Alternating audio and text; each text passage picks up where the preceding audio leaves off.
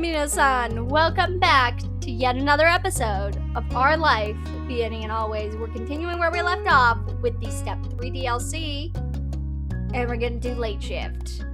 So, are you guys all ready? Cause I'm ready. Let's do it! After lunch, you ran into Baxter. He was more than happy for an impromptu hangout in your neighborhood. He idly spoke for the first time he bought a shirt online. Apparently the website hadn't been in English, so he made do with an automatic online translations. His unique fashion sense was eclectic and in more ways than one. Finding out how he filled his wardrobe answered some of your questions about his look. He smiled in fond remembrance. I measured myself multiple times to make sure I could order the correct size. It wasn't as if I'd be able to ship it back if there were problems. But to make a long story short, it arrived in one piece, multiple months later. At that point, I wasn't gonna complain. It was a physical object in my hands. He gestured with his arm for emphasis. As he did, Baxter glanced at his wrist and at a watch that wasn't there. Anyway, I hope I'm not taking too much of your time with this. You had a few chores to do, but you were generally free. You weren't worried about it and shook your head. Baxter eased back and continued his chatting. The two of you meandered around the neighborhood, aimlessly walking as you talked. I saw Cove earlier. He was on his way to work, from what I gathered in the brief chat, and from how he was dressed. Yeah, he's working at the old library as an assistant. It fits him. He's lucky he found such a nice gig in this town. Cove likes having his mornings and early afternoons free, so he always takes the later shifts. Since you are free, perhaps we could do better than standing here. I'd be delighted to invite you over to my condo to chat more comfortably. Baxter's condo. You lived on this street your entire life, but had never actually been inside. You were curious about it. I'll go. That sounds lovely. Let's go for it. But we'll need to leave before this evening. I have plans to visit Kove's work, too. Of course. I wouldn't presume to keep you.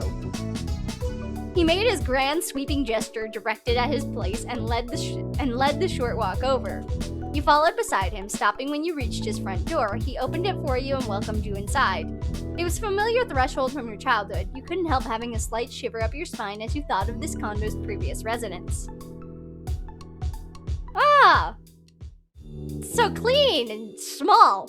You took a quick breath as you cautiously stepped into the condo. The first thing you noticed was just how unexpectedly nice and sleek it was. It was also clean and smelled faintly like some sort of unidentifiable air freshener. You had to wonder how much of this was due to whoever rented it out, the former residents or the current one. Regardless of the pleasant presentation, you were on edge. You couldn't help but stay on guard, as if mean not grandparents might jump out and yell at you at any moment. Baxter noticed something in your discomfort and raised an eyebrow. Don't worry, buddy, it's not about you! It's not about you, Baxter! Is everything alright? It's not about you. It's not about you at all. I've never seen the inside of this condo. Really? Oh? He seemed genuinely surprised. The former neighbors never had you over for tea. Sounds out of character for this street. Hey, you laughed at the thought of the prior visitors willingly being in the same space as you. Definitely not. This was the mean old people's house. They weren't exactly nice to kids. They'd be appalled to know I was here now.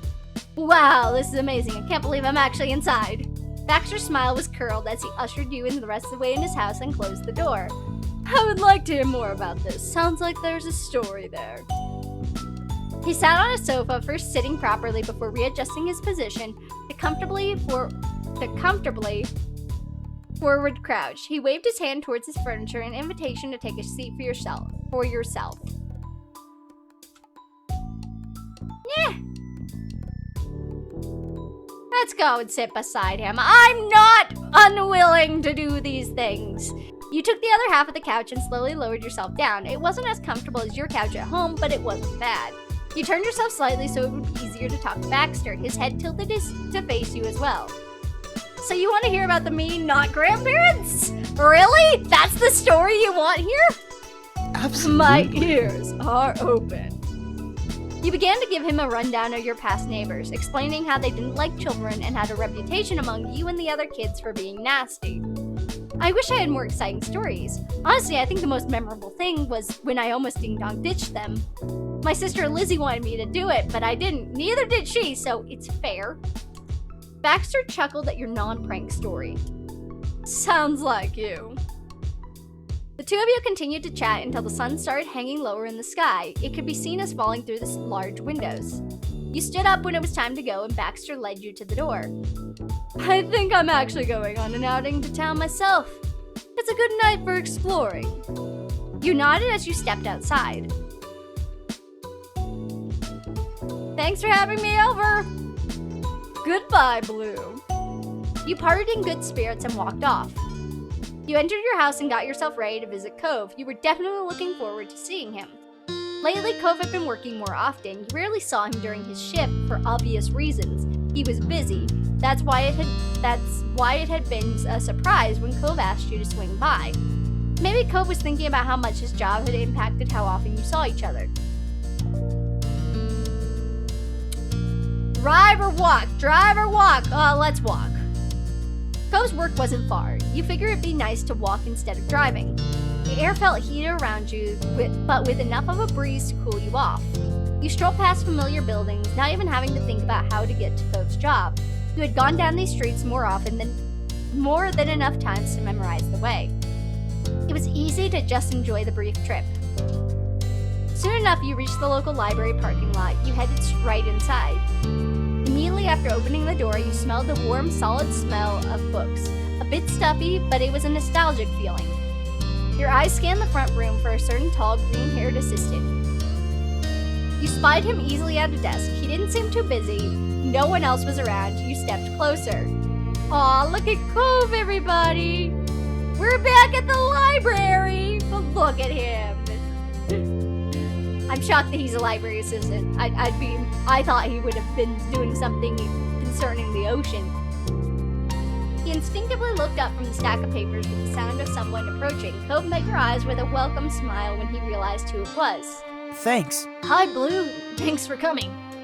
Of course. How's it going? Making good money? Cove laughed quietly, his eyes alight with passive amusement. You should have seen it. When I got here earlier, there was a huge fight going on with the schedule. I just tried to stay out of it. I'm lucky no one else wants to close. It's not something I gotta defend. Some shifts are way too competitive. He shook his head at the memory. He wondered how the shifts had been sorted out in the end.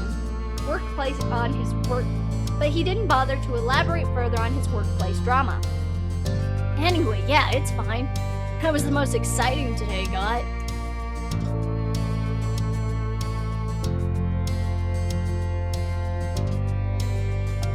Good thing you weren't dragged into that problem. Cove nodded in his immediate agreement. I don't think I could have handled it. You know me. He pressed his lips together at the thought. He sighed. I really don't want to start making a scene at work. Oh. Cove's eyes grew wide and then drifted off. His mind was clearly elsewhere. Speaking of work, I gotta get back to it. That is what I'm doing right now. He laughed at how easy your present made for him to forget the situation at hand.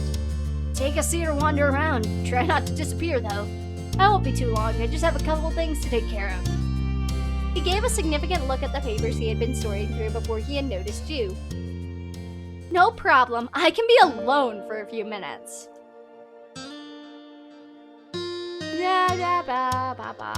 I want the mystery novels! The mystery section was close to the front. You began to browse through the many delightfully punny titles. One series in particular had sewing-themed names. As promised, Cove swung by again. He stood up straight. The task that had been at hand completed. Since you had a moment together, you struck up a new conversation.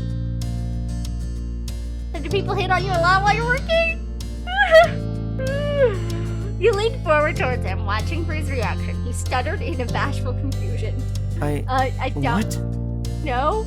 How would I even tell? He ducked his face down and you tried not to laugh. Cove could be very dense when it came to that. He took a second to think, and when he raised his head, he was suddenly smirking. I mean, I may not know if people have flirted with me exactly, but there are a few people who have sort of shot past that. What? Cove! Ah! The scandal!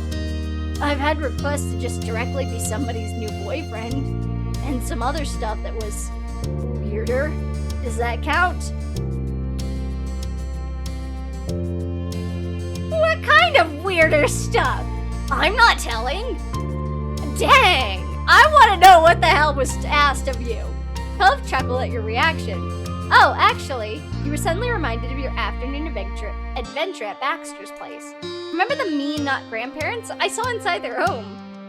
What? Really? He looked amazed, like he was just barely containing himself from peppering you with questions. Suddenly a thought hit him like a brick. Wait. He settled down immediately. I guess I shouldn't be surprised. The new person staying there is really, welcoming. You overheard someone sounding frustrated as they couldn't find a specific book. Cove turned his head towards them without pause, his customer service smile already on his face. He gave you a quick nod, then headed over, disappearing into the labyrinth of shelves. It was a shame your conversation was so brief, but what else could you expect? He was on the clock. Seeing Cove acting so mature was different. He was like a real adult, and it was giving service with a grin, at least when he remembered he was supposed to be working.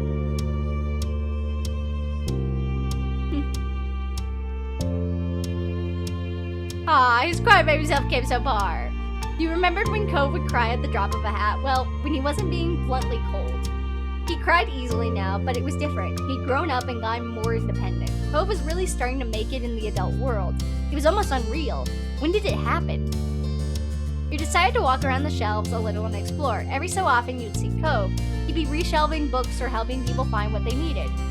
He was good at it, always calm and quiet enough for the library. He took small moments to talk to you every so often and smile in your direction. Eventually, it seemed like it was time for some kind of book club. The library lobby flooded with people, all clutching their copies of what you guessed was a satirical fantasy book. Cove got busier himself, pulling out chairs and arranging the area. You made the call that it was time to head out, since he'd have to be occupied for a while with all that. He glanced over at you after he nudged a fake plant over to make room for another chair. You waved at him from near the front entrance. He frowned, but then switched right back to a smile. He gave a quick wave before turning back to the book club event. Cove's job wasn't the best place to socialize for him, unfortunately. Wordlessly, you ambled back outside into the parking lot. The evening sun was warm on your skin while you were taking the trip back home. You heard a quiet jingle of your phone and stopped on the sidewalk. Then you pulled it out to check. It was from Mom. Would you mind stopping by the grocery store on your way home to pick up some asparagus and peppers for dinner tomorrow? Why? Oh, Mom, that's disgusting. Can't make it myself. Deadlines are tight right now. Thank you. Have a great day.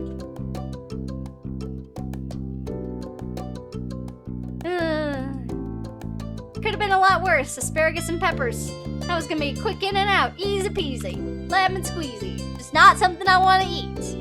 You answered back, no problem, can do.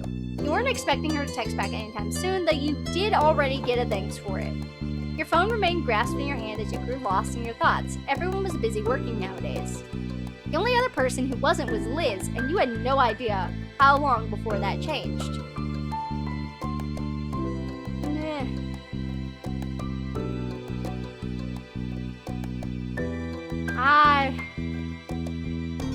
It was one relief with everything else going on. You were grateful your moms weren't pushy about sending you off to the workforce now that you were a new adult. The day you started supporting yourself on your own was coming sooner rather than later. You were acutely aware of that fact, so that's why you were in no rush. You knew you'd be taking care of yourself somehow someday, but for now, you wanted to focus on other priorities before you made the transition. You were still inside your head when another message came through. Looking at your phone, you saw it was from Cove this time. Can we hang out again? Sure, why? After I close at work this time. I could come to your house or something? Yeah? Obviously, I'm not gonna say no! A fond smile tugged the corner of your mouth with the next message. Arrived immediately. Awesome, thanks. You were struck with an idea as your fingers hovered to reply. You already agreed to run by the store today. You could meet Cove in town. Actually, I'll meet you at work when you're done. I have to stay out running an errand anyway. Cool, I'll be here, obviously. See you later. He You finally put your phone away. You realize that you may not have enough to get to the store and back before Cove is off. You need to run to the library first.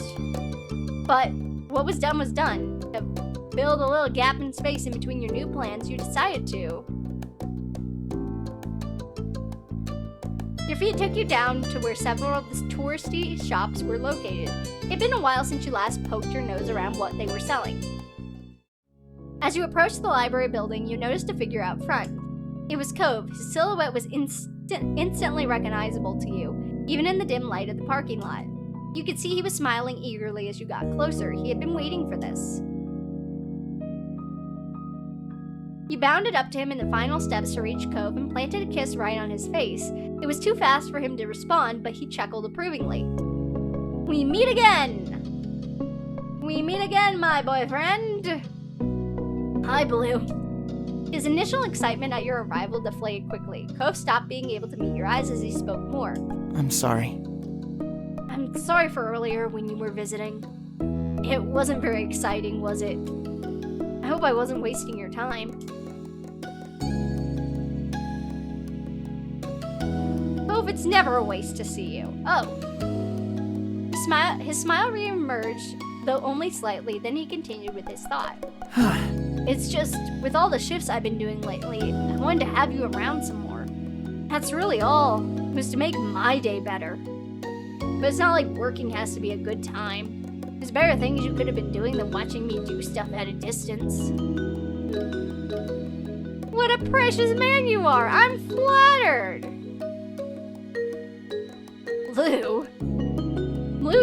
Cove dramatically scrunched his face at your embarrassing praise of him. You grinned easily. You felt proud that you were the one he called when he needed someone to lift his spirits.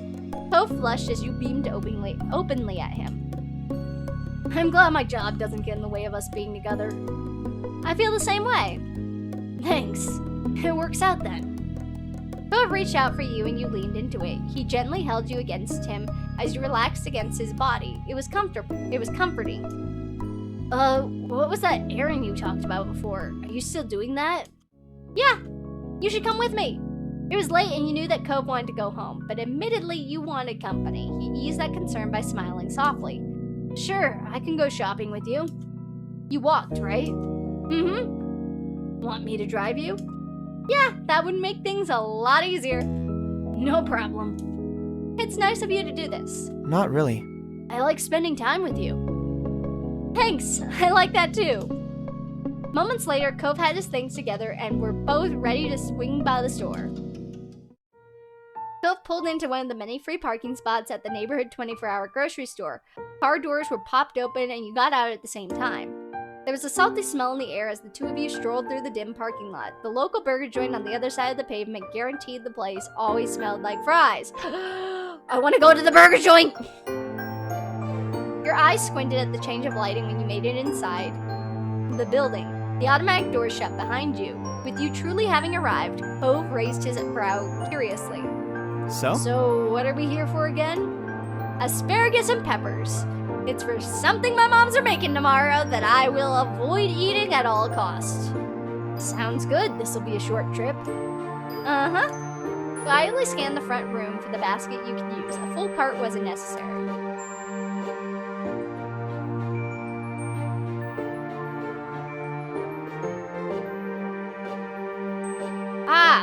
It was a recent change that you wanted to fully embrace. You spotted the baskets and caught a glimpse of Cove's full appearance while looking down to pick one up. It's kind of weird to see you dressed in uniform in a different store. Cove snickered while sidling up beside you. Right? It's like I'm wearing a costume after Halloween is over. But I just hope no one thinks I work here. The uniform is totally different, but you never know. Basket in hand, you ambled towards the vegetable section. It was set near the back, but visible right from the entrance. Cove matched your pace, keeping at your side. The asparagus was simple enough to select. You simply picked the bundle that looked fresh. And all that was left was the peppers. All that was left was the peppers! There was a wrinkle in that plan. What color did they want? She didn't say. Then what are we gonna do? Color definitely matters. Get one of every color. He nodded, satisfied with your solution. I was thinking the same thing. So you and Cove meticulously went down the row of pepper pallets. Green, yellow, red, orange, and even a couple of multicolored peppers got placed in the basket. You worked as a team to be certain nothing was missed. Produce acquired, all that was left was to go through the line, but as you approached the cash registers, Cove stopped in his tracks. Oh, while they're here, I want to get something too. I need fruit for breakfast tomorrow. What should I have? He glanced back unassuredly at the selection you just left.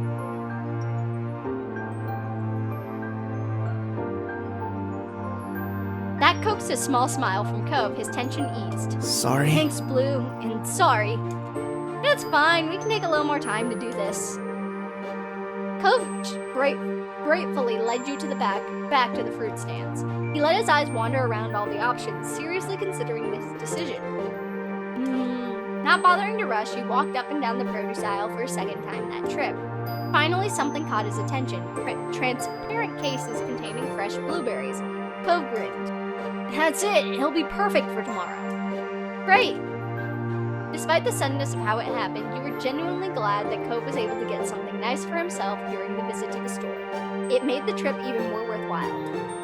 Cove carried his food himself, and the two of you went back to get a spot in line. After that, you completed separate orders for what you were getting. The produce was packed away in paper bags. There was one for you and one for Cove. You both had what you needed in hand. The errand was finished.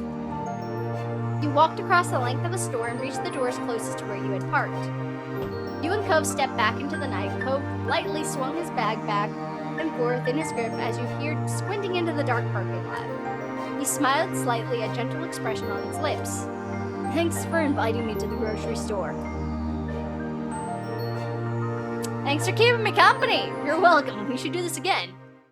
After a moment of wandering further into the parking lot, he sighed mildly. As nice as Cove was about this, he had to be tired after working a full shift. It's been a long day. Yeah. A brief exchange really summed it up. Cove shook his head at himself, amusement replacing his worn-down expression. When did a busy day go from having way too many ways we wanted to play, or having some extra homework to having to spend all day at a job, and then running errands after? This is still better than high school! That's fair. That's fair. Cove's eyes narrowed as his mouth opened slightly. He was having a thought. I think? Your mom's needed this stuff for tomorrow's dinner, not tonight, right? Uh-huh. And nothing's frozen, so you don't need to get it home urgently or anything. Would you want to go across the parking lot to that fast... Yes! Yes, Cove! You know it's still open. It doesn't matter how late. It might be nice. He perked up at the suggestion. It sounded like fun. You started speed walking towards it. Cove had to jog after you until he was caught up. He chuckled, then raised his bag of groceries. Maybe we should deal with these first. Oh, right, I had groceries. Let's drop the groceries off, then we can go. You agreed, and Cove strolled over to the cars, buoyed by the thought of something to look forward to. He placed the bag in the back of his car and let you store yours inside as well. With the groceries taken care of, it was a short walk to the burger joint. There were 3 cars lined up in the drive-thru, which wasn't too bad. You had to go all the way around the building to get to the front entrance, but soon you were under another set of bright fluorescent lights. Luckily, there was no line inside the building, so you stepped right up to the counter. You glanced over the menu. You remembered eating here before with Cove, back when Kyra had taken you both years ago. The menu looked pretty much the same as what you could remember. It was missing the mozzarella sticks, but most of the other items were familiar. Hello! What would you like to order? Yes, I would like one of everything on your dessert menu. Whoa! Are you serious? He brushed a hand against the back of his head, a polite smile for the employee bent. Mom rubbed off on me. He was reminiscing on that visit too. After the cashier made sure Cove was being serious, it was your time to order. You got... Ah! Oh, what did I get? Well, obviously, I'm getting a hamburger. With cheese. French fries. Ooh. And a milkshake. With a chocolate chip cookie. That's all. Cove gave you a little thumbs up. He wasn't the only one indulging. You wrapped up the ordering process, paid, and got number 264, then claimed the table. You sat down across from Cove at a booth where you had a good view of the front counter. It was nice to have the pick of the place. Ah, too bad the mozzarella sticks are gone. Oh, I didn't even notice. I wonder when they got rid of them. But neither of you had an answer to that question. Then you took your phone out to text your moms about your delay home. You didn't want them to worry. Cove watched you before pulling out his own phone as well, maybe for the same reason you did. When the updates were sent, it was back to just being you and your neighbor once more. He offered you a small smile. I've missed you, you know. Even if you were really gone, it's been less time than I'm accustomed to. Cove tapped his fist against the table definitely. He paired that action with a childish pout. If someone saw him like that, they might have assumed he was a kid. He was throwing a fit over not getting the toy that comes with the kid's meal. You're really cute. Thanks. He beamed at you sincerely, a ray of sunshine in the late-night food trip. When the number was called, Code hopped from his seat before you could react. Don't worry about it. I've got it. Save our spot. Alright, see you. You stayed in the booth and got situated for the arrival of all the stuff. You were checked over the table and moved your phone to the side to make sure it was clear space. Cove returned with 2 trays in his hand, a great bounty of food. He placed them down carefully, being extra cautious with the tray that held his milkshake. I'm back. Thanks, I appreciate having the sit-down restaurant experience. It's no problem. Oh, look at that, we got another CG. That's adorable. Cove didn't hesitate before digging in. He took a large bite out of his cookie and immediately sipped his milkshake. Then he took a spoon and sampled the sundae with an approving hum. Where's his other hand? Where's his other arm? I'm concerned. What happened to the other arm? Is he just hiding it behind his back? In an attempt to follow up that with a bite of his apple pie as well, but failed with the distressed look on his face, you tilted your head in a silent question. Hot. He switched back to the milkshake, taking a dedicated sip. Cove sighed. Oh, is the arm completely missing? Because it looks like he's supposed to be sipping the milkshake. Is this a glitch? Or is this actually like a problem? This is funny. No, it's just funny, okay? This is funny. What the hell? Cove! I'm gonna have to actually look when we get back to the images, but oh. Cove sighed at a cool relief it brought. You also started to taste yours. It wasn't bad. In only a minute, Cove's cookie was gone, and you wouldn't be surprised if the milkshake wasn't far behind.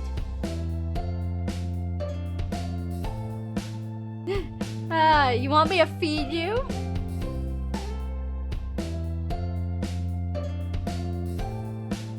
He started choking on his milkshake and coughed. He spluttered ungracefully, trying to explain himself. Sorry. I'm fine. I'm fine.